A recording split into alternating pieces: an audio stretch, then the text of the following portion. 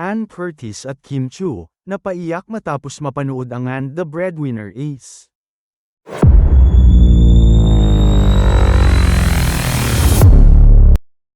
Ang kapamilya star na si Ann Curtis ay nag-organisa at nag-sponsor ng isang block screening ng MMFF movie ng kanyang kaibigang si Vice Ganda na And the Breadwinner Is, sa Power Plant Mall sa Makati City.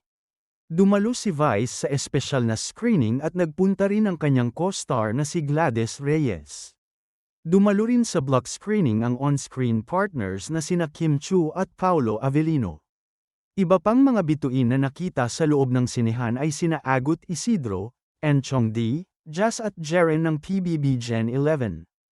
Georgina Wilson, Liz Oy, Richie Chan at marami pang iba. Pagkatapos ng screening, si Vice kasama sina Ann, Kim, at Paolo ay nagpunta para sa isang live na panayam para sa TV Patrol. Si Ann ay patuloy na pinapahid ang kanyang mga luha pagkatapos ng pelikula. Grabe yung hagulgol ko sa And the Breadwinner Is. Actually, may isang eksena, actually hindi, 3 eksena.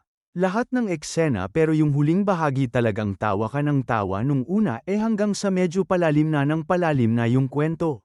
Grabe, makaka-relate talaga dito yung pamilyang Pilipino. Si Kim din ay sinabi niyang napaiyak siya habang pinapanood si Vice na nag-perform ng mga mabibigat na dramatikong eksena.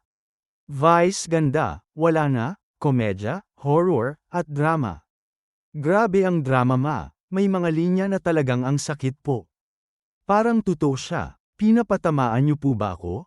Pero yung iyak ko talaga nagulat talaga ako na ang isang Vice ganda ay nagpapaiyak na.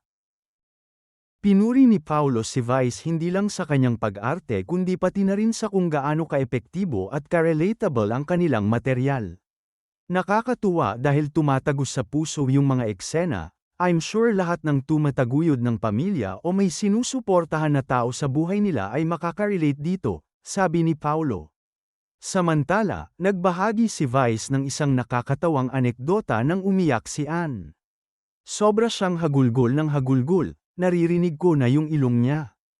Ayoko siyang bigyan ng tisyo kasi bilang kulang yung tisyo na gagamitin ko rin.